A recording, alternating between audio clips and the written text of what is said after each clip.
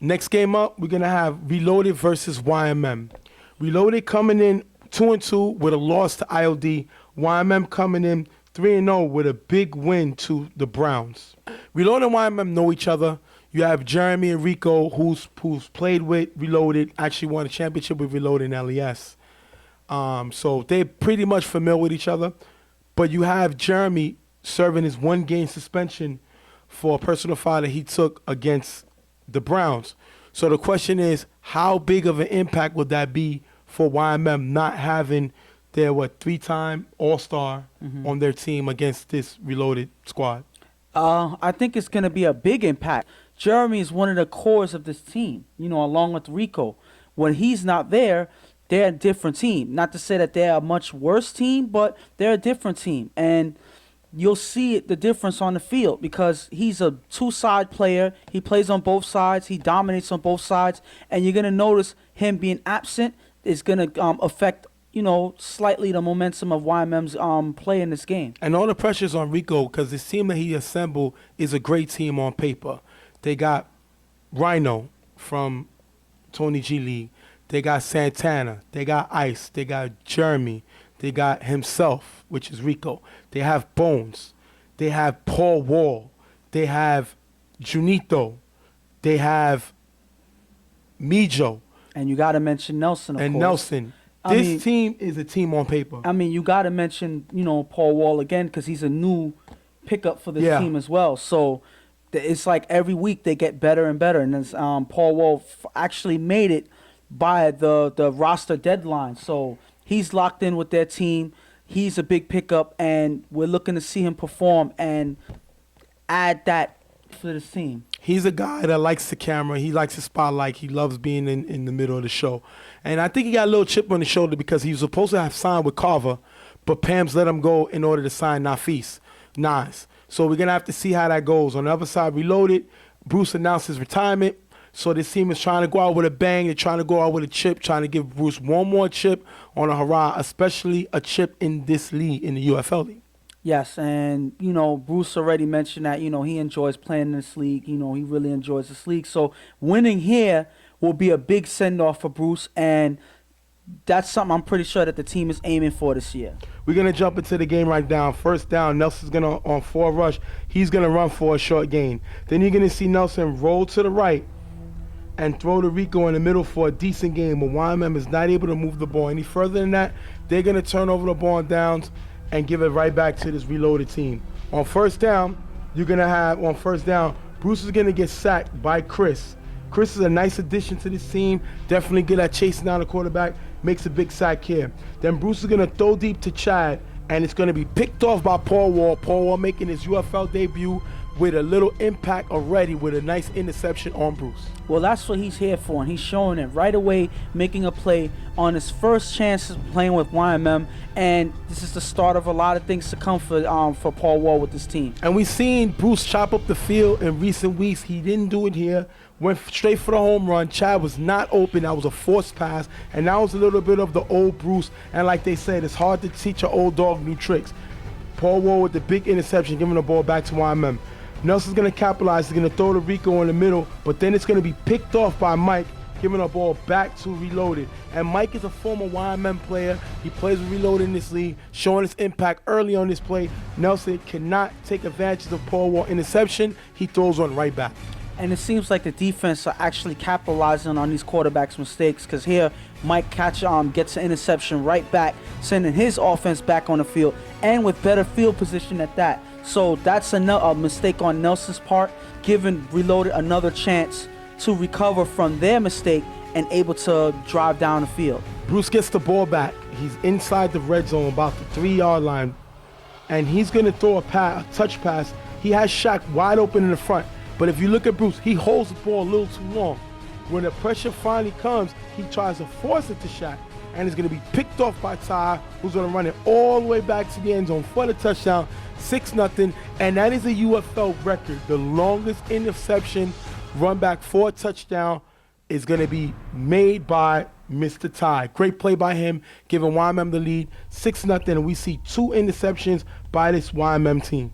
And this one was just a bad. It was pretty much a little toss play with Bruce, but it was it was inaccurate enough for Ty to make a play on it, and that was an interception that was unchallenged. Right, as soon as he got it, it was off to the races. There was no way to stop him. That just is what happens when you're a little bit off target when you're right in the end zone. That's unfortunate for Reloaded. Bruce is going to get the ball. He's going to throw to Brian in the gap, just past the defender. Brian's going to bobble the ball, but he's going to catch it and run it for extra yards and a big gain for the first down. Bruce is then going to throw deep to Chad again, and Paul Wall's going to get a hand in it. It's going to be incomplete pass. But then the very next play, Bruce is going to go to Brian, who's by himself in the end zone for the touchdown, where Mike getting an extra point is going to be 7-6. And what happens on this play? How does Brian, the former offensive player of the year, get so open? Pretty much they didn't necessarily communicate it when he passed one of the defenders. They didn't signal that he was open. They didn't communicate to the next guy next to him. I don't know what. It could be many different things. The point is, they didn't say that Brian was was passing them, and because of that, Brian was sitting there waiting for the pass, and there was nothing the defense could do at that point. On the kickoff, YMM receives the ball, and they're gonna pitch it to Rico, who's gonna drop the ball, and it's gonna be recovered by Chad, giving the ball back to Reloaded. And these are the mistakes that Rico can't make as a leader on this team. He already knows what this team is trying to do is not worth an extra pitch. The team has to be more disciplined, but they don't, and they turn the ball over. Unfortunately, Reloaded goes 3 and out, and they end up punting the ball back to YMM, not able to capitalize again on another turnover. Second down, Nelson's going to throw the Bones on the sideline. Bones going to have a nice catch for a big gain, but YMM is not able to move the ball more than that. They end up going 3 and out after that and punting the ball back to Reloaded. On Reloaded's next possession, you're going to have Bruce. He's going to get sacked. With his guy blocking, he's going to get sacked by Chris. Great sack by Chris. And then the next down, Bruce is going to get sacked again by Chris, taking us into the half, 7-6. Great play by Chris. Chris has been playing very well, stopping Bruce from moving the ball with another sack. 7-6, we're in the half. And right now, all it is the offenses are not necessarily playing the way they're supposed to. I can't necessarily say it's the defense playing well. The defenses on both sides are just doing their job. The offenses are not capitalizing. They're not making the plays that they need to. They're pretty much forcing plays. They're turning over the ball. It's not looking good on either side of the field. And hopefully one of these offenses can pick it up, because if not, this is going to be a long game. And right now we're going to announce I just got hit up. And a source that says 2 teams are doing a possible trade. Sour Factory and Goon Squad are doing a possible trade. It's a rumor. I don't know if it's true, but that's what's just been sent to me. My sources said it's possible. We're going to have to get more on that later. So we're not going to really get into it, but it's a possible trade between Sour Factory and Goon Squad. We're going to comment more on that later. We're going to come back from the half. Second down, Bruce is going to fake and get sacked again by Chris. Great sack by Chris. Definitely playing very well this game. Another sack to add to her repertoire. Bruce is then going to throw the Pitt in the gap for a big gain. I like this guy, Pitt. He's getting involved more with the offense. Bruce is finding him, and he's becoming that third option behind Brian and Chad. Last down, Bruce is going to throw the junior back in the end zone. It's going to be broken over by Ice with the contact turnover on downs. And I like Ice. His name is very cool. Like that. I like Ice. His name is cool. Yeah, I got it. But he's physical. He can lock up a wide receiver, and he's very, very, very athletic. And he makes a play here.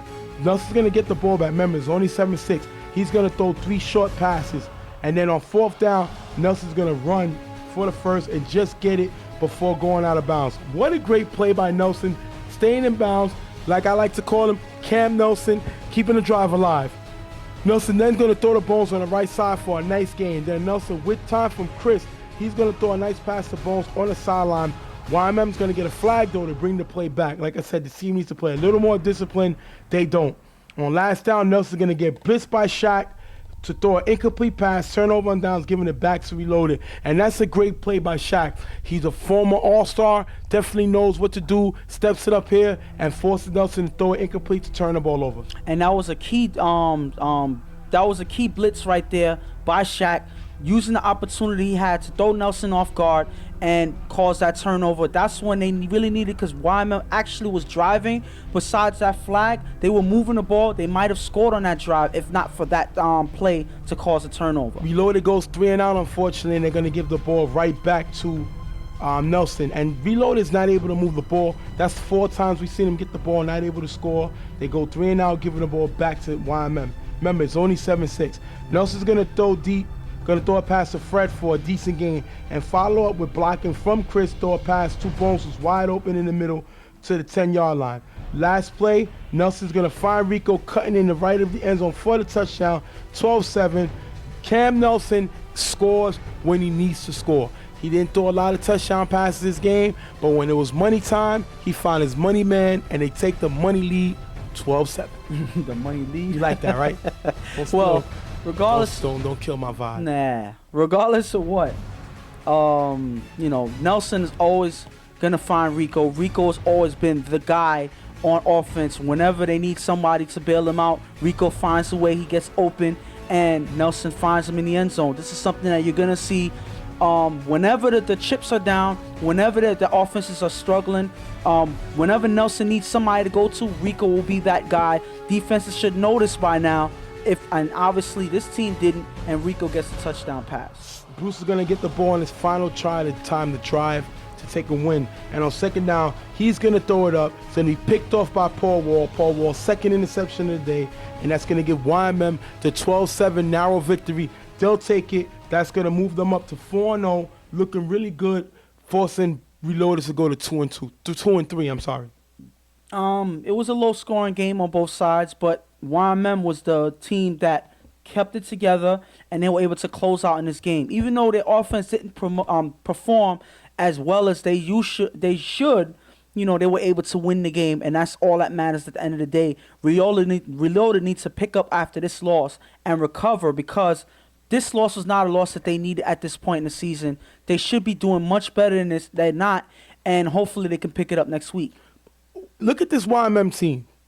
Paul Wall had 2 picks today. Ty had a pick 6. Chris had 4 sacks. And Jeremy wasn't even here. Jeremy was here at the game, but he was serving his suspension. What happens to that secondary when you got Jeremy involved back there?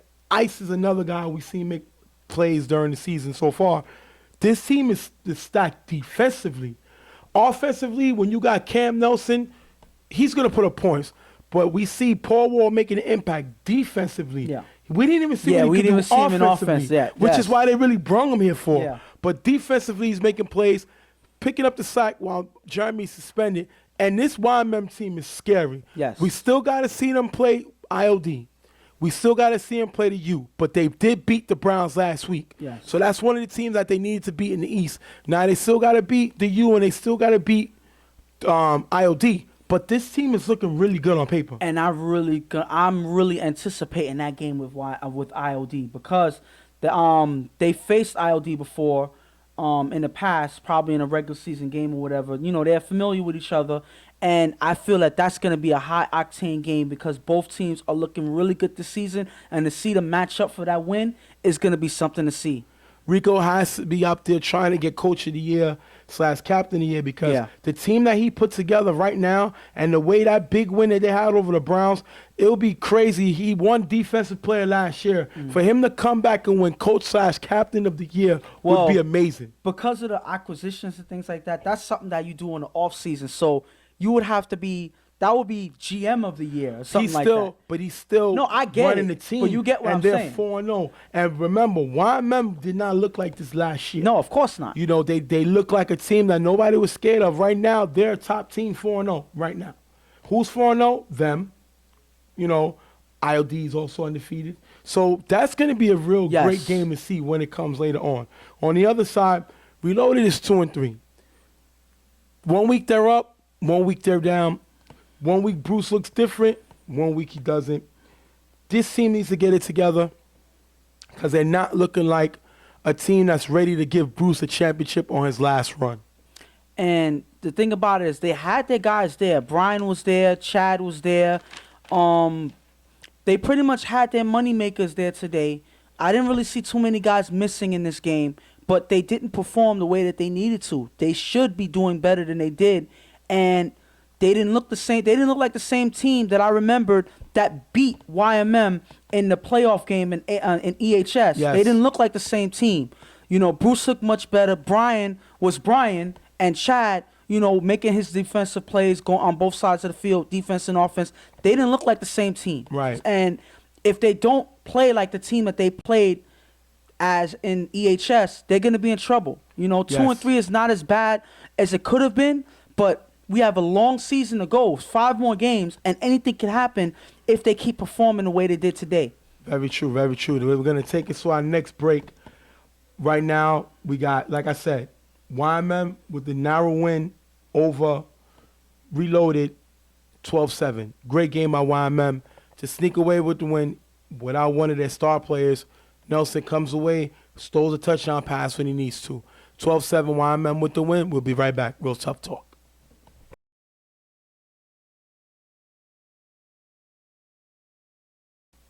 What's going on? We're back. Real Tough Talk. Stephen J. Ghost. What's going on, peoples? Next game up, we want to talk about Primetime versus UNT. Primetime comes in with a win to the Violators, so they're 3-0 right now, and UNT comes in with a loss to 99 Problems. They're 1-3. Now, right now, Primetime is, been floating a little bit under the radar. Nobody's really talking about them. I guess people are more focused on Carver's winning streak, YMM's winning streak, Violators losing streak, and nobody's really paying attention to Primetime, who's playing very well right now. Prince Mo has been dominating the league. Dion making some great throws, and his Primetime team has been complete in every form of fashion. Well, I'm pretty sure that they would prefer to be under the radar because teams are going to sleep on them. They're not necessarily going to take them seriously, and that's how they're going to sweep wins from right underneath their feet. So I'm pretty sure that Primetime doesn't care if they go under the radar, if guys are not talking about them, because they're going to come out and they're going to win. They're planning to win their games either way. Then you got UNT, us never them, not where we thought they would be. I mean, we thought they would start off slow because they were new to the league, but they have a good quarterback. He can throw the ball downfield very fast, but we just not seeing them being able to come up with enough stops to win or come up with enough offensive big plays to really capitalize on the game, and that's where they really struggle, which is why they're 1-3 right now. And the thing about it is, look, in certain games where they do keep the games close, they have trouble closing out the games. The last game they played against 99 Problems, they couldn't even put up 6 points, and they lost 6-0. So their defense held, but they couldn't get anything done on offense. It's like each game, either the offense doesn't pick it up or the defense doesn't pick it up. Either way, both sides don't play in the same game, and they have to fix that if they want to pick up in the season. Well, we're going to jump right into the game, and we're going to talk about the game right now. First play of the game, Dion is going to throw deep to Prince Mo, who's wide open for the touchdown, 6-0. Prince Mo has been killing people. He's been killing any guy who try to guard him. He can't guard him one-on-one. I like to call him Des Bryant. He hates being called Des Bryant, but I'm going to continue to call him Des Bryant to Dion's Tony Romo. 6-0, Primetime. But the thing about it is, if you look at this play, it seems like nobody wanted to guard him. He was left unguarded in this play for the touchdown. He was wide open. Nobody even tried to, catch up with him, try to lock up on him. He was wide open. This guy hasn't been tested by any defender yet. We have yet to see anybody test this man and try to lock up on him.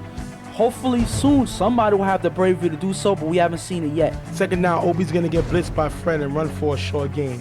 Next play on 4 rush, Obi's going to dodge L-trains and run for more yards, but UNT ends up getting stopped and turn over the ball on downs. Primetime's going to run the ball with Prince and have a decent game to get the first down.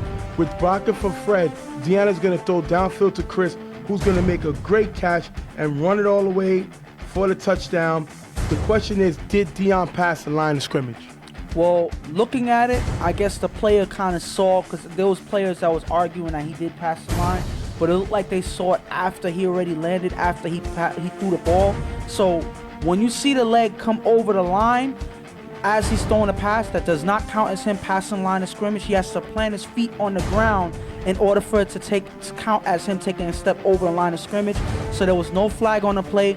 Dion got the ball off before he steps over, and that was a clear pass. Chris is making a lot of good plays. They kind of lost up with Chris.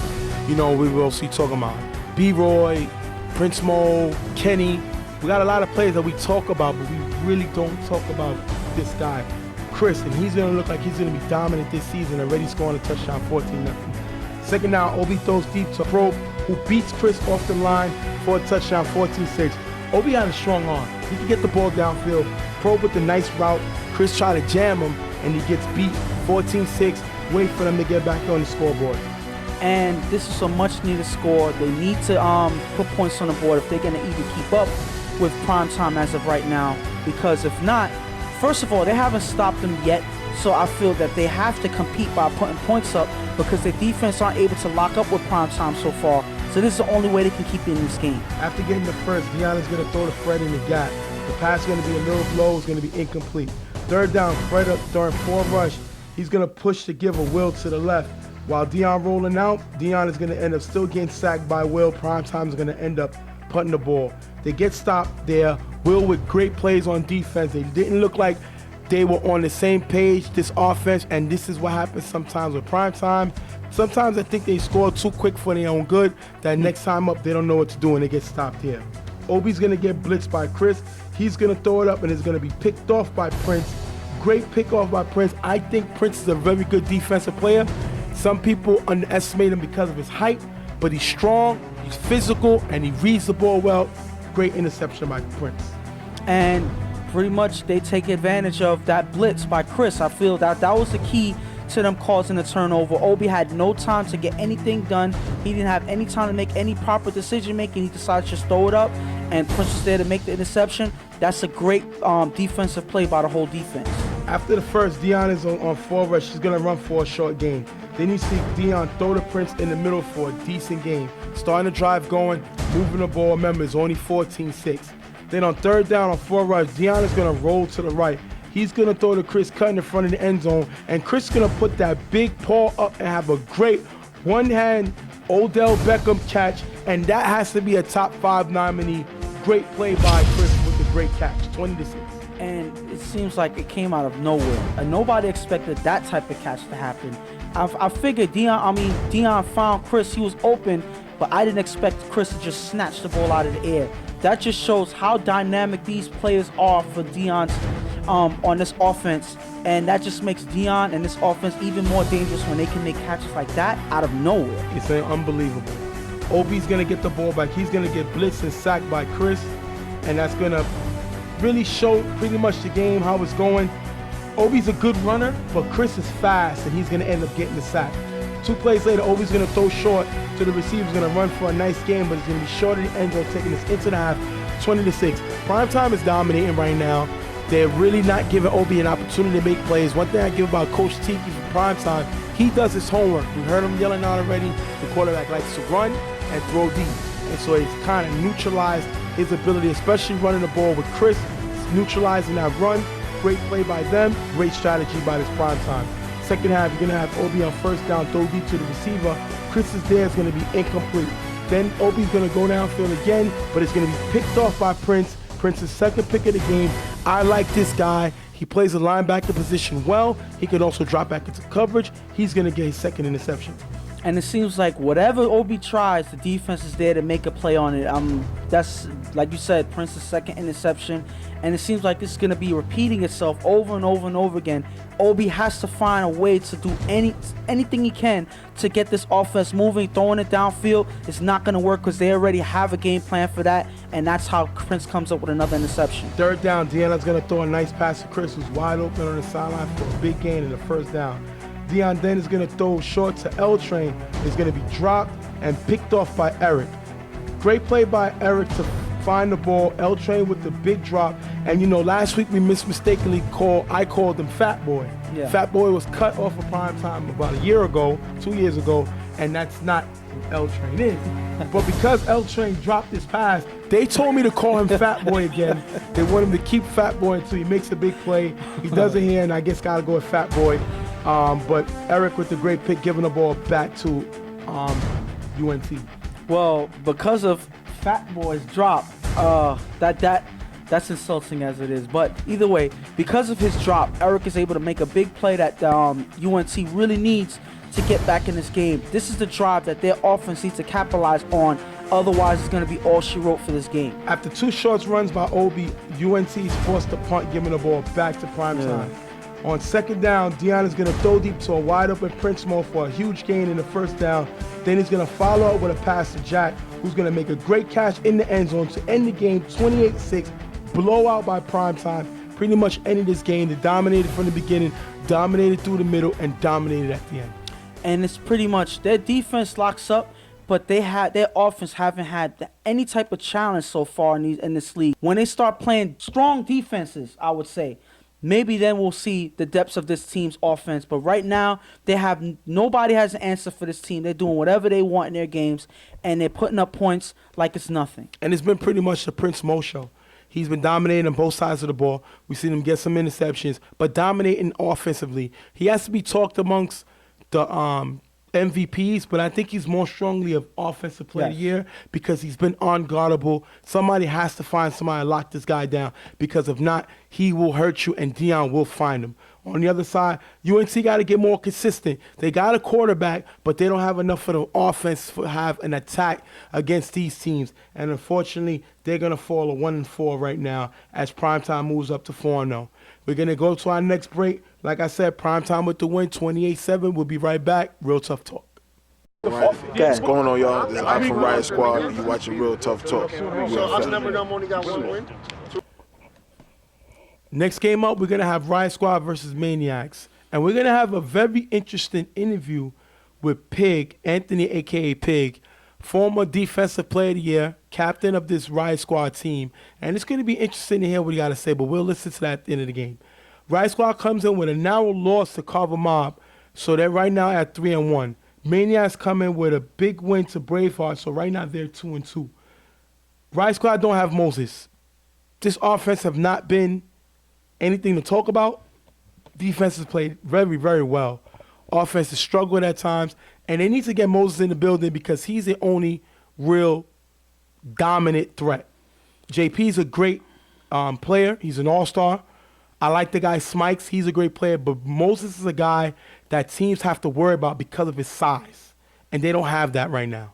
But I think it's more than that. Of course, first of all, Moses doesn't look like the same Moses that I remember anyway. So it's almost a question of how much he's going to give you at the end of the day anyway. So that's one. There's two. Rudy doesn't always make the best decisions when he's put under pressure. That's two. And three, a lot of their guys on offense drop a lot of key passes that hurt their offense. So there's a lot of problems on this offense that need to be fixed. It's not just one guy not showing up that's going to make the difference.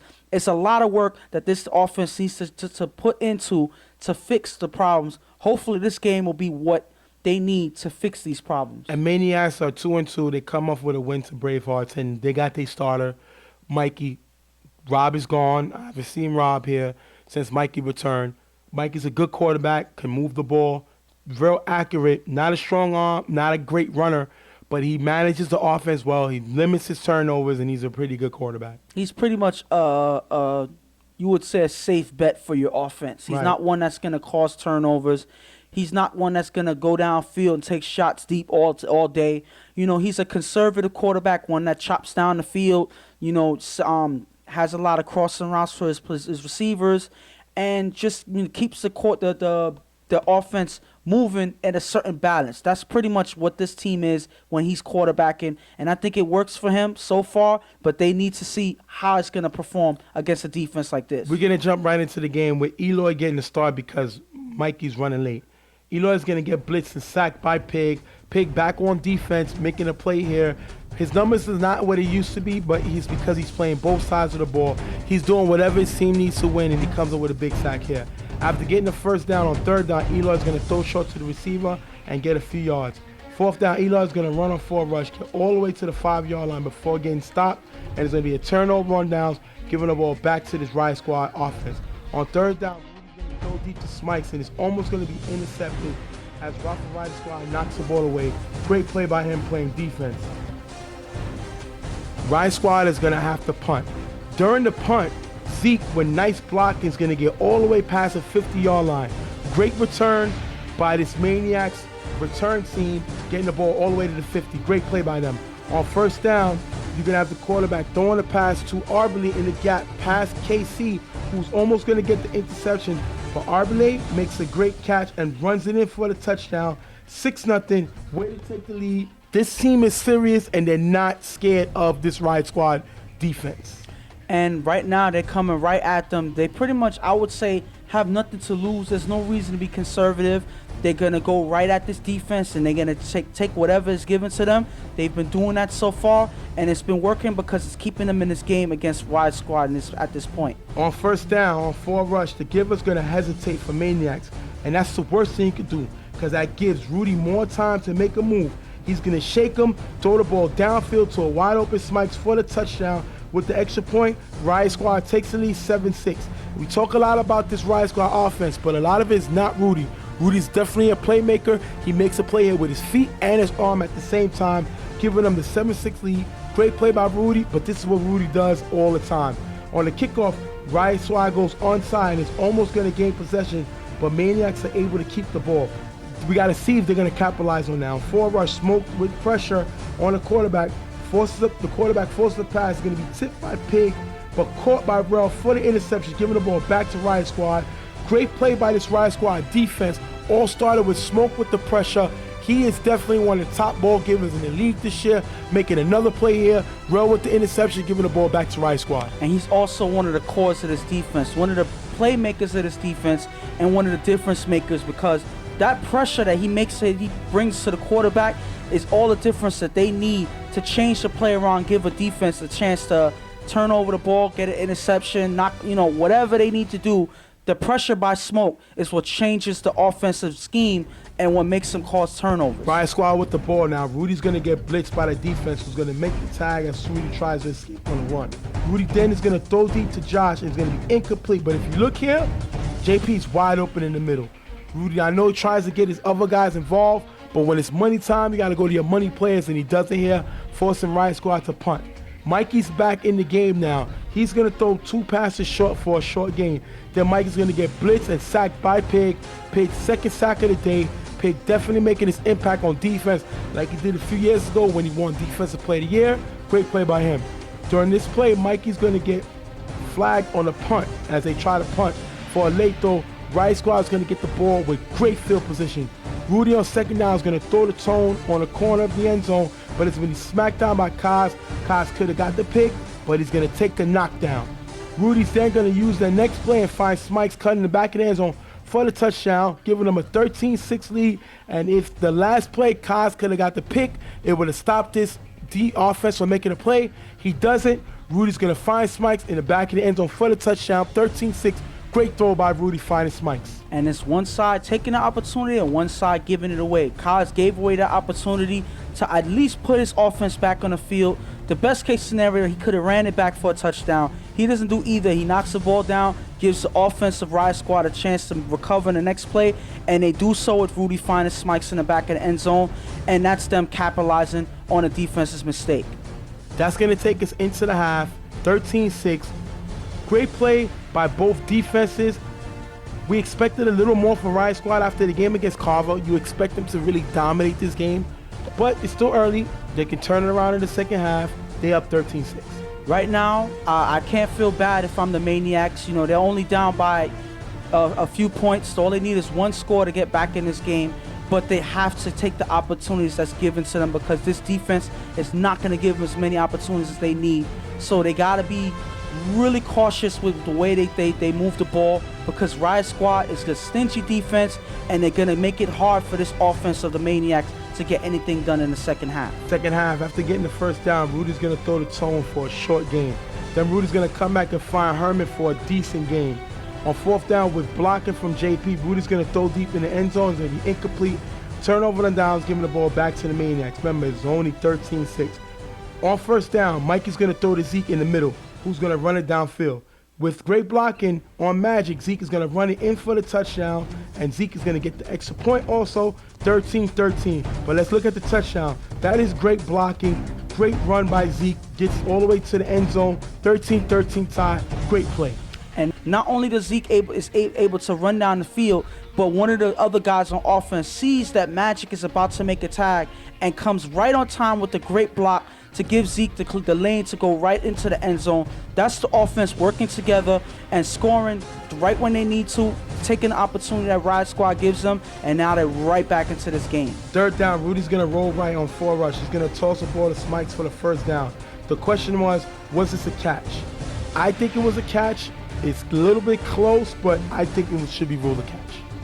And it's close, so if the refs ruled the catch, I think it's a catch, but if the refs ruled it a catch, then it's a catch. Rudy's going to get blitzed, and he's going to throw Josh in the gap. He's going to be dropped and picked off by Greg, giving the ball right back to this Maniacs offense. And I know they're trying to get Josh involved. He's first game back, but he's not helping your offense. You got to sit him down, get somebody who can make plays. He has a big drop here, and it's going to be picked off by Greg. Mikey's going to get the ball on second down. He's going to throw to the receiver. It's going to be almost picked off, but it's been caught for a decent gain. Then Mike is going to throw short again, which is going to get them the first down. This is what Mikey do, chops the field up. Then Mike is going to go downfield to his receiver, and it's going to be picked off by Kobe, giving the ball back to Riot Squad. This is not Mikey's game. He tries to go downfield for something that wasn't there. He's going to turn over the ball. When it's 13-13, you can't make these mistakes, and he does here, giving the ball back to Riot. And that's exactly like you said. He goes out away from his element. He tries to take a shot downfield, and it's picked off. This is not his game. He's not a downfield quarterback. He's not necessarily the most accurate going down the field, and he doesn't have the strongest arm going down the field. Yeah, this is too long. They're taking too long to move the ball, and they're making mistakes. Second down, Rudy's going to throw to Herman in the middle. It's going to be tipped and picked off by Greg, giving the ball right back to Maniacs. And Rudy and Herman seems to not be connecting. They've been having a lot of problems this season. This one is tipped and picked off. Bad play by Rudy. Got to get that ball more to the receiver, and that's going to be intercepted. On first down, Mike is going to throw the receiver on the sideline for a short gain. Then the next play, Mike is going to be sacked by Smoke. We will wait for Smoke to make a big impact play. He does here, forcing the Maniacs a punt. Great play by Smoke. And this is Smoke doing what he does best, putting pressure on the quarterback, getting sacks, helping his defense get what they need done. And this is what he's been doing all year. With him there, that puts the defense over the hump that they need, and that's a great defensive play by Smoke. Second down, Rudy's going to throw the pig in the middle for a big gain that gets him near the first down. Rudy's going to then scramble and throw to Tone, who's going to make a nice catch and goes out of bounds for the first down. Rudy's going to come back looking for Smikes, but the ball is going to be knocked away. Rudy's going to try his last play and try to find JP, who's going to run out. But Riot's going to get flagged with the clock running. That's going to have a 10-second runoff, taking us into overtime, 13-13. Now you're going to have Mikey right now is going to get the ball for this Maniacs team. He's going to throw to his receiver in the middle for a few yards. Then Mikey's going to throw deep to Arberly in the end zone, who's going to make a great catch. And with contact from London, it's going to be ruled a touchdown. The question was he in the end zone? As a ref, you got to be able to determine what's going on with the play. If it's a play that comes up for the 2 feet, then both feet have to be down. Now on this, none of the feet get down, but his hip lands.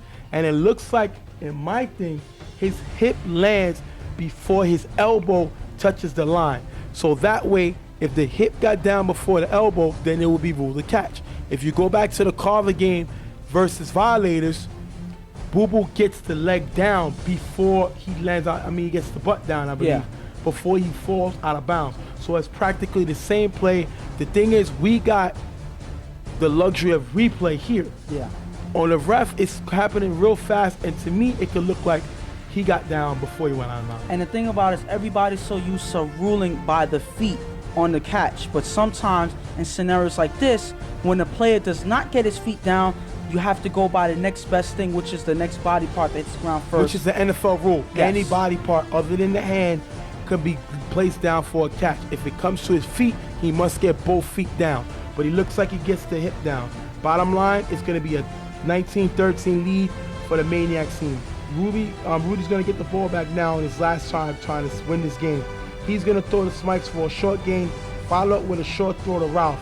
And on 4 rush, he's going to throw the pig in the gap. He's going to be knocked away by number 20, bringing us up to 4th down. On the last play, Rudy's going to toss it up to Pig. It's going to be knocked away, ending the game, 19-13, Maniacs with the big win.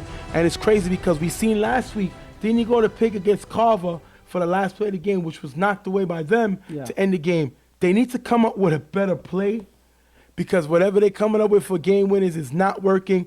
Maniacs going to come away with a surprising win, 19-13. And before you talk, first of all, we're going to go with Mikey and the Maniacs interview. Let's talk to them real quick. What's going on, guys? Stephen J. here with the Maniacs with a big win over Riot Squad. First, let me talk to Mr. Greg. He had 2 huge interceptions. Tell me what you saw in the play. A lot of them was off of tips. What gave you the sense to follow the ball to end up being where the ball was going? Gotta attack the ball, that's it. Like, when the ball's in the air, I see a lot of people just looking at it, staring at it. You gotta attack it. Like, every opportunity counts. That was big. Okay. Now, say your name, because everybody pronounces it wrong. Arbely. And Mike, yo, first of all, what was it with you and your quarterback today? Y'all was on the same page. You had 2 touchdown catches. What was it? What was the rhythm? What did y'all come into the game thinking that? I mean, last week it was our first time together. You know, things weren't in sync, but you know, I knew this week we coming in strong. We already knew game plan. You know, I believe in him, so I'm gonna just run my routes, and I know he's gonna get me to where I need to be. Tell me what you saw with the defense that they were running against you. Defense, they was just trying to leaving all the corners open. They was underestimating all the receivers because we got a bunch of little guys, and now we just made them pay for it. Mike, we hear a lot of guys talking about other quarterbacks. They're not one of those mentioned. A lot of people say, I believe you're a game manager. You don't turn the ball over a lot. You give your team a chance to win. You don't hurt your team. Do you think it's a problem with your style of quarterback? It's similar to KC from Braves Hawks. Do you think everybody gets caught up in a home run, one play touchdown? Definitely do. Only because you can take as many shots down the field, but sometimes you're not going to make that pass, or sometimes they're going to play the ball, whatever the case is. Rather march down the field, take what they give me, you score. The closer we get to the end zone, the better our chances of scoring, instead of taking that deep shot. And that's what we did in this game. We made the adjustments. Second half, especially, we cut it down short. We took what they gave us. We hit the sidelines because they kept playing in the middle a lot. Caught them flat-footed in the middle. That's how we got that touchdown in the corner. Riot Squad is one of the best defenses in the league. They held Carver last week to 13 points. They led by one of the best ball givers in the league, Smoke. He seemed to chase you down twice, 2 big sacks, but you didn't seem to be rattled from his pursuit. Was that the game plan coming in? Well, learn from experience. Don't try to force anything. If he's coming at me, if I get sacked, I get sacked. Guess what? We'll make up on the next play. Simple as that. I know I can hit the ball into the fellas. I know they can drive down the field. We know we can score. If I got to move back, if we get pushed back 5 yards, we'll take the 5 yards. I'm not going to let that rattle me and make me make mistakes on the field. Even though they got a great defense, did you find some holes? Because like I said, you scored 18 points. You seem to find some holes in the defense. Was that something that you saw last week, the holes in the defense? I'm sorry, you scored 19 points. Yeah. But you scored 3 touchdown passes. Did you see holes coming in from last week, coming into this game that they had that you knew you could attack? Well, during the game, in the beginning of the game, we were taking our shots more towards the middle of the field. Noticed that they started to play more towards the middle. Their corners were dropping back, going with the receivers down the field, which left everything under and towards the sidelines open. So second half of the game, that's what we did. We attacked the sideline. There was really anything that was to the middle of the field. That's how y'all do it, We took the shots to the sideline. That's how y'all do it. And we scored. 2 games in a row right now, with you coming back at quarterback. You know, we had everybody talking about every other team. Nobody talked about Maniacs at all. Nobody actually took you serious. Was this a statement today? I don't know if it's a statement, but for us, it's just improvement, and it's just moving forward. That's it. A game in, game out. As we get more into sync and we get used to each other, we're just going to improve every week by week, simple as that. So we're going to thank the Maniacs for being here with us. They had a big win over Riot Squad, 19-13. Maniacs to win. They got 2 in a row. It's overtime. Yeah. It starts now, baby. Dynasty starts now. In overtime. Hit my man. Thank you, fellas. Very interesting. I like the rhythm. I like the energy. You know, he's pretty calm like he is during the game. His guys got a lot of energy. They were throwing it up. They were happy for this win, beating a very strong Riot Squad team. But Mikey's really calm. Great play, great win by him. But then let's go back to Pig. Let's Quentin Tarantino it. We showed you the end. Let's go back to the beginning and go to Pig's comments in the beginning of the game. What's going on, people? Stephen J here, talking to Pig, a.k.a. Mr. Collins. Right now, your team is 3-1 coming into this game against Maniacs. Tell us about last week. What did your team take away from last week's game? The loss to Carver. Well, when we on. And we got to take advantage of everything that we get. Plain and simple. We seen y'all go for a big fourth down, fourth and about 15. Rather than punt, you got to stop Chuck all day. You only held in a 1 touchdown first half. You end up allowing, you went for the ball, Magic. ended up turning the ball over on downs. Who call was that? It wasn't everybody's score. Back in the day, you can't be a Monday quarterback. Had we got it and went down to score, nobody be talking about it. So we went for it. It didn't go our way. Right now you play the Maniacs. Robert used to play with Riot Squad. You're playing against him. He was upset about your team. He said y'all didn't use him all last year. He quit on the team basically. Is there a little more added incentive now that you're playing against him? No, it isn't. My hamstring is better on that. That's you telling him. All due respect, like, you gotta make some noise for me to hear you, brother. We ain't use you right. Show us how we should use you. We looking up. We not looking at nobody below no 4 seed. A lot of people say that your team is out of control. They say that you're the captain. They say Mike Santos is the coach, but they saying there's no control on the team, which is what caused y'all to go for that 4th down play. What would you say to people that say there's no leadership on this team? And we're also hearing y'all having internal issues, which is, I don't understand, 3-1, you have internal issues. Tell me first about who is the leader, who runs this team. Well, first of all, we're conglomerate. We all run the team. There with some certain issues. If it's a defensive call, the defensive captains make the call. Offense, Rudy makes the call. So what is Mike Santos' role on the team? He's a coach. So he runs the team. He's a coach. Yeah, it's like a 4-headed monster. We have to, because you have to have checks and balances. What you have in the government, you have judicial, executive. You know what I mean? You have checks and balances. We all check and balance each other out. You can't just have one person calling the shots because unless you know how to follow, you can't be a leader. Okay. All right, we're gonna thank Pig, aka Mr. Collins, for being here today. They got Maniacs right now. We're gonna wish him luck. We'll see how. Thanks. Ride or die. Pig is putting a target on this team's back. Right now, you just lost 2 games in a row, and you lost to a team that you probably should have beaten. But that's the problem. That's why we play the game. We play the game because that's what we must do. And Riot Squad ends up losing this game after going toe-to-toe with Carver.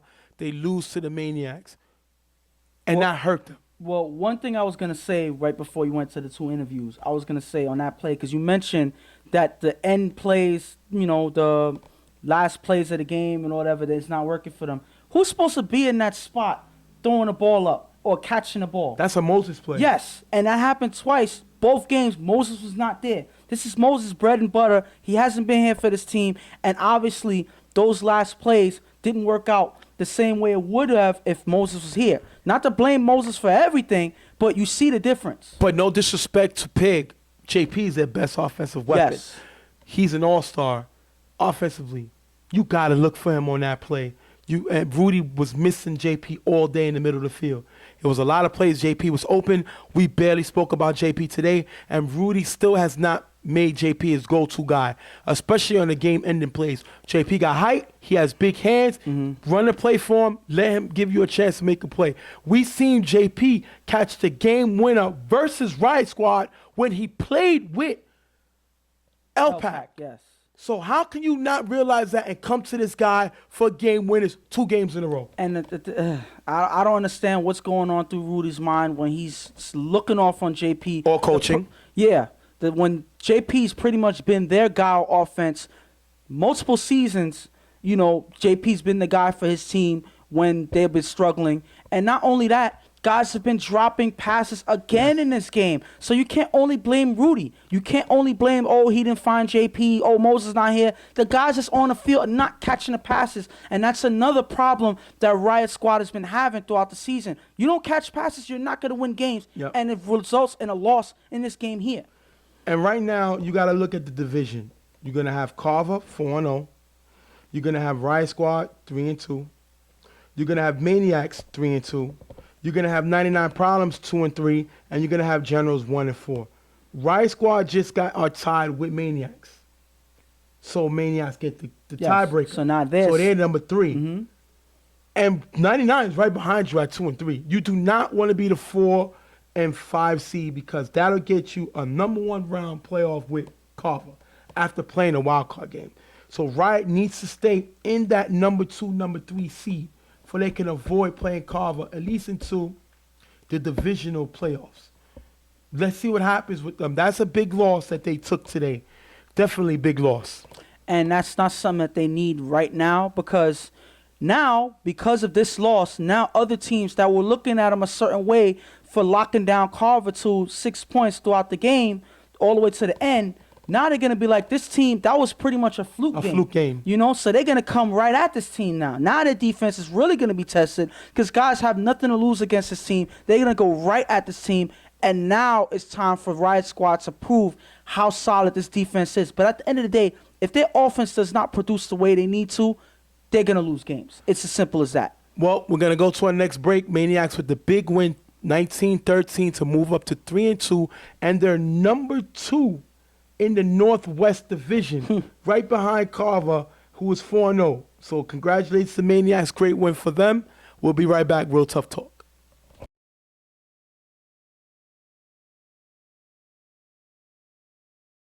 Next game up, you're going to have Bravehearts versus Violators. Violators coming in off of a loss to Primetime, and they are 0-4. Bravehearts coming in with a loss to Maniacs, and they're 1-3. Let's talk about the Violators. Violators are not looking like the Violators of last year. They went undefeated until they lost all the way in the Final Four last year, the Western Conference Finals. They don't look nothing like that team this year. They're 0-4. I mean, they lost Dre. He left. They lost Herbie. He's injured. Fred is injured. I think Sean is playing hurt. This team does not look like the team they looked like last year. Now, I give it to Macho. Macho has stepped his game up. He's actually playing both ways and playing real well. They picked up Ed from GTM/Raw, who's also making some big plays. But this team is not really looking like a big-time Western contender. And all of the injuries, all of the in-house problems that they have, that they've been having lately, is showing in their record. This is probably one of the worst starts in the first 4 games I've ever seen the Violators have in any season I've seen them play. So this is something that's new territory for them, struggling the way that they have, and they need to find ways to pick it up. Hopefully this is the game to start them on their road to recovery this season. And Bravehearts are not where they want to be. They got the comeback player, the most improved player, and he's not really showing much this season.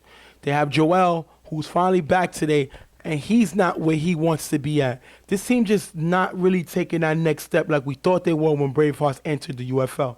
And the reason why I say that is why we say that is their offense has not necessarily been putting up the points that they need to get ahead in these games. They've been struggling these last 3 games after their first win. Their defense, looked good in the first game, but they haven't looked the same after that first game. They've kind of, fell downward. The whole team has fell downward, I would say, and this is the game to pick it up, and this is an important game because it tells you where in the seeding they're going to be at. This will be the tiebreaker for both teams. And Buddy and Steve were supposed to lock down that middle, and they have not really showed that since the first game. They were supposed to have teams scared to go in the middle. All I see them is getting to plays late, people attacking them in that very middle, and them not being able to capitalize on the strength of that middle of the defense. We're going to jump right into the game. Case is going to throw to Chris for a decent gain in the first down. Case is going to follow up with a throw to Dre in the gap, and it's going to be almost picked off by Light. Then you're going last down, you're going to have Casey find a draw in the back of the end zone for the touchdown. Nobody saw Joel crossing in the back. Macho's going to get the extra point. 7-0, Bravehearts with a nice lead.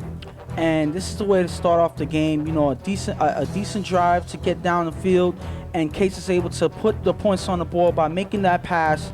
And this is a way to connect your receiver. This is the way you start off your game. Hopefully they keep into this rhythm throughout the game. Fred is not here, so Yomi's going to get the start.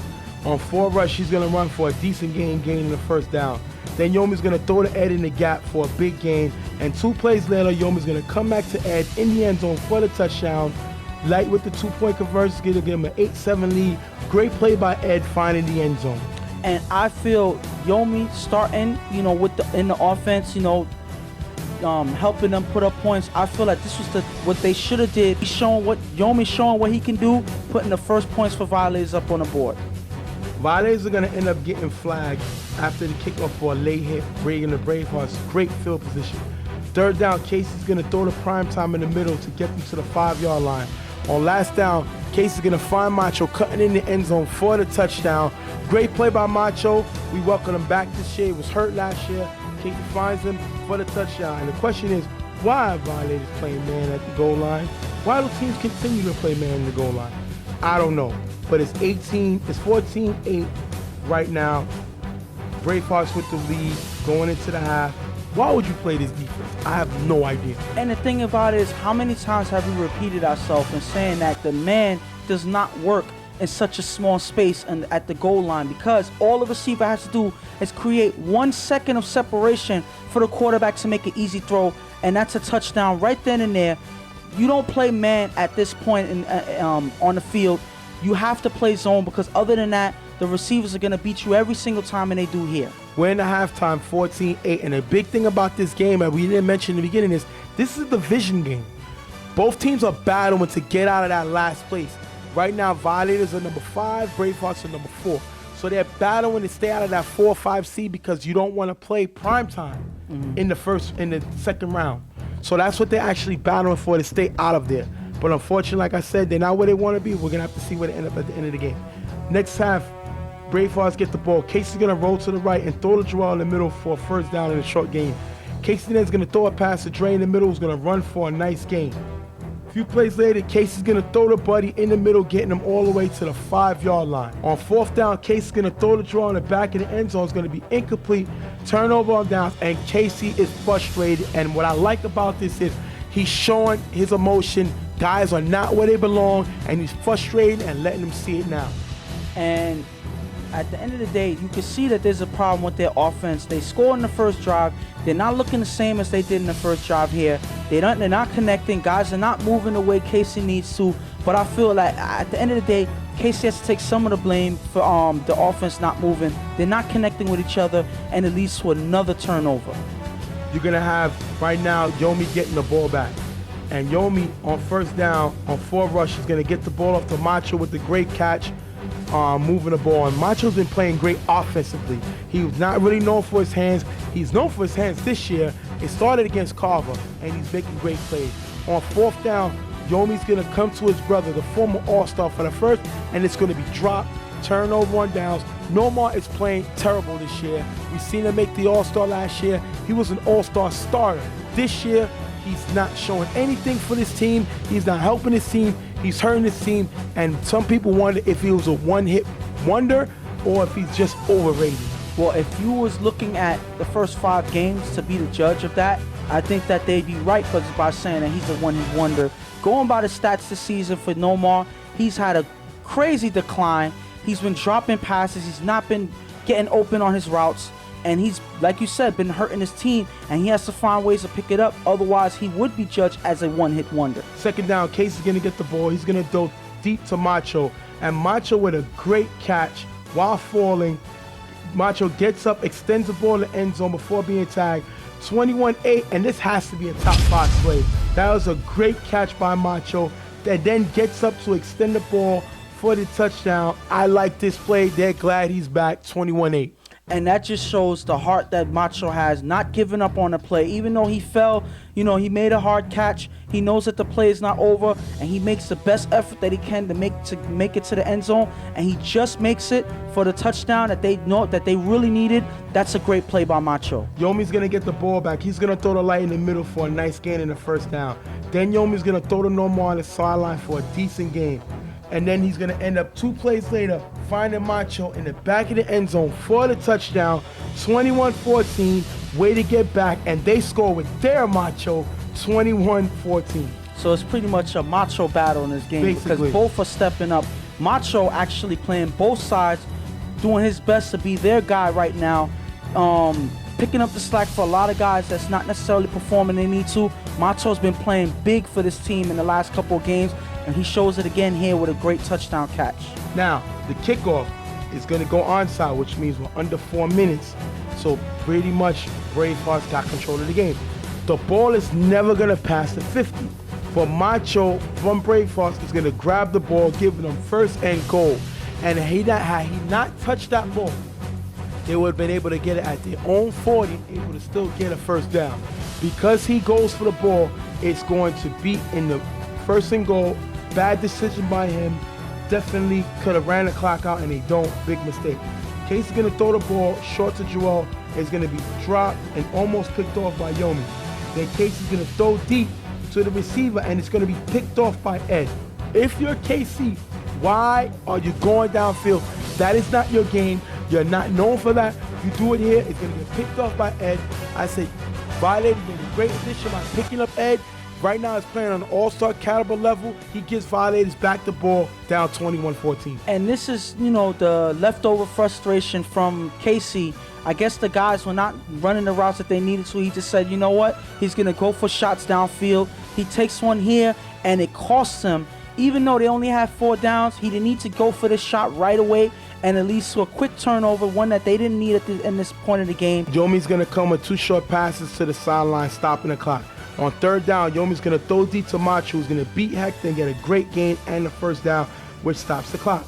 Yomi's then going to throw short to Dub at the 5-yard line. Remember, it's 21-14. Then you're going to have Yomi gets blitz. He's going to roll left. Yomi's going to throw to G, who's going to tip the ball to himself at the 5-yard line, running in for a touchdown.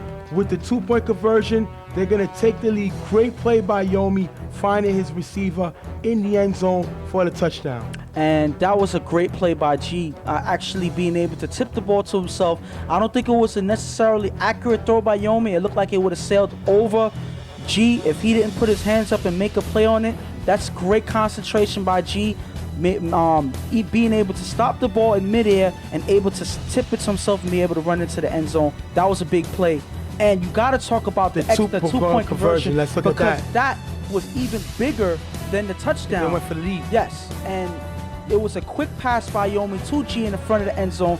It seems like Bravehearts are caught off guard with that quick pass by Yomi, and that's going to hurt them because that is what gives the Violators a chance to win this game because now they have the lead. You're going to have the kickoff now. And one thing about the kickoff, Joel is one of the most dangerous kickoff returners in this league. He's one of them. He's up there with Brown from the U. He's definitely up there, but he's very dangerous. Joel's going to get the ball. He's going to run to the right sideline. With nobody in front of him, Ed is going to make a diving tag and stop him from running it back. The question was this a tag? Well, this is a hard question to answer because I slowed it down many times. I tried to zoom in. And still couldn't tell. It's hard to tell. And the thing is, that's a discretionary call for the ref, and that's something that I wouldn't want to be in a position to make if I was a ref because that's a hard decision either way, and you're not going to make anybody happy by making the decision. They rule it a tag, and it hurts the Bravehearts because Joel had the whole sideline if not for that tag.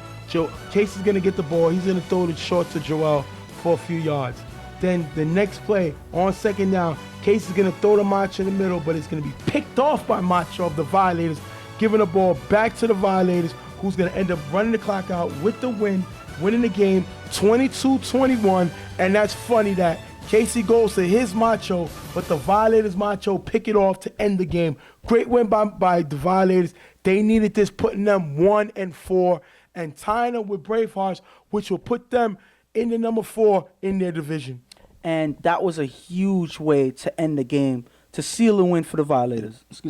To seal the win for the Violators. And you got to give the game ball to Macho Violators because he's been playing his heart out for this team on both sides of the field, making defensive plays, making big catches, scoring for this team. He's been doing everything, and he's pretty much the shining light for this Violators team as they go through ahead to these next 5 games. I think he has to be up there for MVP. He should be up there also for comeback player of the year or most improved player because his game has changed, especially offensively. Yes. He's looking really good this year, definitely playing well. Violators come up with a great win, 22-21. We got 5 games left in the season, so anybody could turn it around, but right now, Violators are going to enjoy this. Bravehearts going to try to go back to the drawing board and figure out what they're going to do. And they're going to need to because it's not going to get any easier from here. And they're running out of time in the seeding because they already lost the 4th seed to the Violators. And now all it is they have to battle their way back by winning more games in this team to get to that 3rd seed. And I think it's going to be a lot of work for this Bravehearts team to get back into where they need to be. And Violators come in to play 99 problems. And Bravehearts got Carver. They got the two-time defending champ. Said they got to play now. Not looking good for this team. That's why I said it's gonna be hard. Anything can happen, but not looking good for them. And Violators definitely playing 99 Problems. I think that's a divisional game that they really need. They can move up a little more. We're gonna have to see what happens. That's gonna be it. We're gonna wrap up the show. Hope you enjoyed it. We want to wish y'all a very happy new year. We're gonna wish y'all a very happy new year. Like I said, sources tell us that we have a possible trade going down between Goon Squad and Sour Factory. It's up in the air. Nothing's been given the full confirm, but my sources also tell me it's Dave, the quarterback from Sour Factory, who refused to play with the team because of the forfeit, and Pito, the quarterback for Goon Squad. That's going to be an interesting trade. For Pito, he goes to a team that's more winning. You know, they're I think 1-1 right now, but he has an opportunity to command the offense, have a downfield player like Mimi, and also I feel Joe's going to go with him. Yeah. And then you have Dave, who's going to have to come and bail his team on a sinking ship at 0-5, but he's a commander, and he gives his team something that they need, a quarterback. Yes. So we're going to have to see how that goes. And a leader, I would say. Yeah, basically, Yes. and a leader. We're going to announce the guy who we found out is going to announce his retirement coming at the end of the season, and it's going to be Danny from Carver Mob is announcing his retirement. He having a lot of issues with his back. He said he's going to call it a season. A lot of trial was hurting him, and he's retiring. That's something big. That question is what happens to Carver in the future. You know, Danny's a guy I got to learn to play. I played with him a few years. I've played against him. I actually beat him when I was with the Rebels, and he was a franchise. I had a big win against him. But he's a great defensive mind. Me and him did a lot of defensive schemes together when we was on the same team. Definitely a great guy. And the league, UFL, is going to miss him. Definitely a great player. A guy who gave up his own numbers stats-wise in order to command the Carver defense. And because, he didn't make all-star games. He didn't win awards because of that leadership and just playing his role and commanding that defense. But he won 2 chips here. And he's the only UFL 3-time champion because he won a championship with the undefeated Rose G's. Yes, and that just shows the presence that's felt by these teams when he plays with this team. He makes a big difference on defense. He's a defensive schemer. He's a person who's pretty much has a high-level defensive IQ, and he's pretty much a heart and soul of Carver Mob's defense. You got to give him all the credit in the world for that because I don't feel that they'll be the same team without him. Maybe he'll take a sideline role as a coach for this Carver Mob team if he retires, but to not have him as a player is going to make a big difference for Carver's team. And hopefully you see the highlights that we're showing as we were talking before. Like I said, we're going to announce Danny's retirement from Carver Mob. He's the main vocal cord, the chuck of the Carver Mob defense I should say. We're going to talk to a few of the players next week at their game, see how they feel about it. But we're announcing Danny's retirement from the UFL League and from all leagues. He's retiring. He's going to end his career. So we got Bruce from Reloaded retiring. We have Danny from Carver Mob retiring. And we have me that's finally going to retire from football. I'm going to give it up at the end of this year. It was always possible for me to make a comeback, but I think since everybody's retiring, I think I'm going to retire too. Listen, didn't you retire 3 years ago? Doesn't matter. At the end of the day, I'm announcing my retirement from touch football. Yeah, you want to have the attention to yourself as well. Dang. Let these guys get their shine. Let these guys get the limelight for once. Why you got to always bring yourself in it? 3 superstars retiring from the league, and we're going to wrap up the show. You're going to see the top 5 at the end of this. Hopefully you like it. We're going to be back with y'all next week. Real Tough Talk. Hopefully the trade goes down. Check me out on Facebook. I'll announce it if it went down or if it got vetoed or however it go. So anyway, like I said, we're going to wish you a very happy new year. Real Tough Talk. We're out of here. Stephen J. Ghost. We're going to be out of here. We'll see y'all next week. Real Tough Talk. We're out of here.